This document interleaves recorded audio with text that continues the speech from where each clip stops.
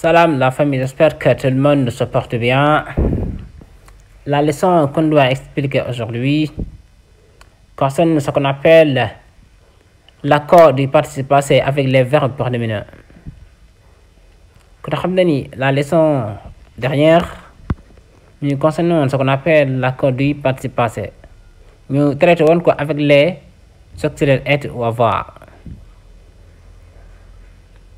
Nous war expliquer l'accord du participe passé ci suite bi nga xam ne moo desoon ci moom parce que l'accord du participe passé dafa am suite boo xam ni dafa mata comprendre. Pour comprendre que il faut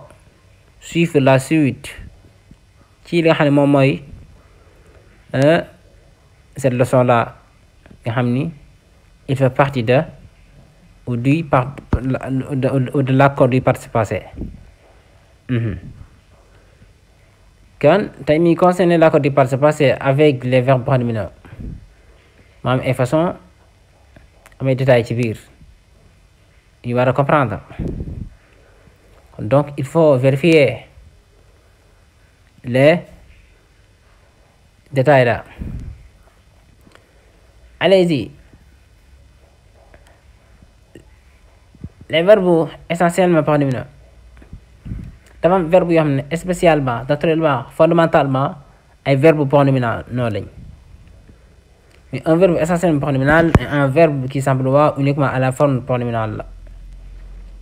la verbe boo xam ne essentiellement pronominal naturellement pronominal la fondamentalement pronominal la mooy verbe boo xam ne dañ koy jëfandikoo moom donc ci forme pronominale boo fekk day ànd ak ça. Deuxième, les verbes occasionnellement pronominaux. Verbe occasionnellement pronominal est un verbe qui peut être employé à la forme pronominale, mais aussi dans les constructions non pronominales. Mon verbe boo xam ni occasionnellement pronominal la mooy bi nga xam ni mën nañu ko jëfandikoo ci forme pronominale, mais mën nañu ko jëfandikoo également ci ay tëggin yoo xam te ci nekkut pronominal. Mooy verbe yi nga xam ne occasionnellement yenn saa rek lañu nekk pronominal mais yenn saa yi ñu ko nekk. Je pense que c'est clair. Voilà les verbes essentiellement pronominaux ñoo ne ni ay s'absenter, s'abstenir, s'accouder, s'accroupir, ainsi de suite. D'ailleurs ñuy lire lépp ñu leen bàyyi ngeen lire ko comprendre ko selon votre compréhension et votre temps. Voilà les verbes essentiels pronominaux ils s'accordent toujours avec le sujet. Verbe yi nga xam ni fondamentalement naturellement foo leen fekk pronominal lañ li ñu dëppoo ak seen sujet toujours en genre et en nombre. Par exemple, les prisonniers sont évadés du commissariat. Prisonniers yi rëcc nañ ci commissaire bi ki nga xam ne s'évader mooy verbe pronominal bi mais essentiellement la ma ta bàyyi xel mu dëppoog sujet bi en genre et en nombre parce que ñu les prisonniers la terminaison mooy s évadé la terminaison mooy s kon dëppoo nañ ci nombre mais aussi ci en genre parce que b pluriel bi tamit je pense que c'est clair. Et se souvenir de cet homme. Se souvenir moom mooy verbe pronominal bi essentiellement rek foog fekk boo ko ñaan je m'en souviens. mu dëppoog sujet bi di elle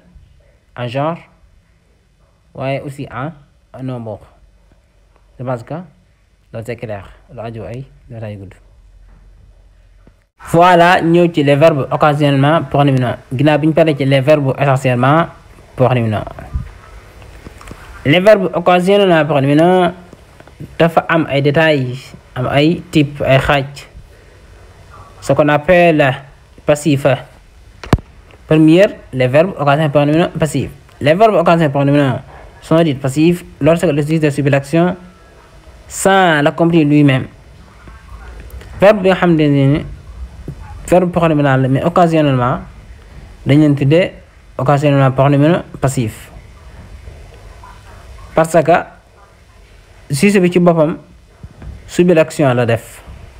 mais defut fait l'action correctement mais subit l'action la kon ci voie passive lay doon moom phrase bi war na ne ça le couplet lui-même moom ci boppam defu ko mais subit l'action la il s'accorde toujours avec le sujet moom verbe occasionnellement pronominal boobu day dëppoo sujet bi toujours dina leer ci les exemples par exemple les voitures se sont vendues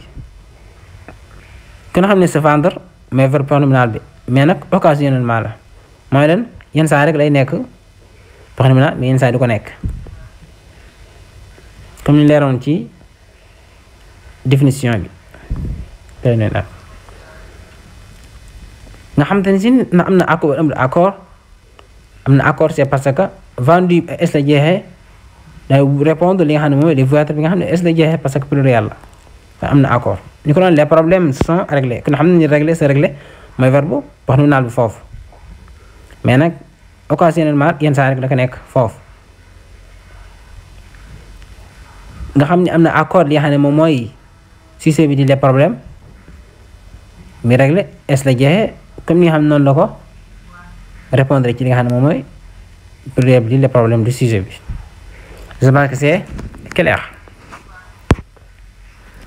voilà ba tey ñu ci deuxième xaaju les verbes occasionnels pronominaux mu am ce qu'on appelle réfléchir les verbes occasionnels pronominaux sont dits réfléchis quand l'action faite par le sujet s'exerce sur ce même sujet il exerce une action sur lui-même verbe occasionnel pronominaux dañ ko tuddee réfléchir mais su fekkee ni sujet bi ci bopp moom moo def action mais subir l'action mais fii fait l'action par le sujet nga xam ni verbe bi lay exercer ci moom sujet bi ci moom ci boppam lay exercer wu moom ci boppam moo koy def jëm lay droit il exerce une action sur lui-même lay def benn action moom ci moom lay dem moom sujet bi il s'accorde comme li ma la ay sangoog yooyu yaa koy def il s'accorde en genre et en nombre avec le COD comme adverbe direct du verbe si ce complément est placé avant le participe passé verbe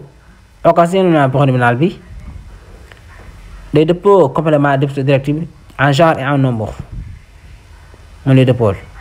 loolu kañ lay am mooy bu fekkee ne complément d'objet direct boobu dafa placé wu avant le participe passé bi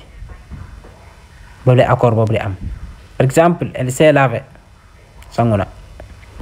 kon xam ne laver moom mooy verbe pronominal bi mais occasionnellement la nag yenn saa yi la ko nekk foofu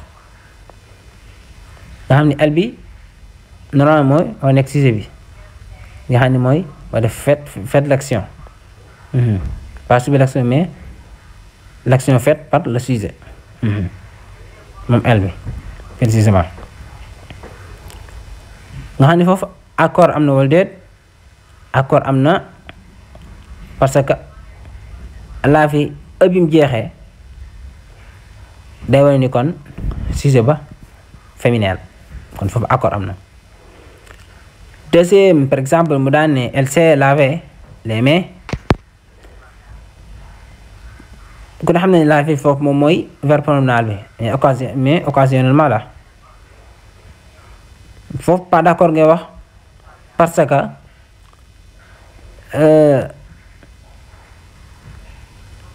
complément bi dafa dikk après le participe passé te ci biir définition bi dane day dikk avant le participe passé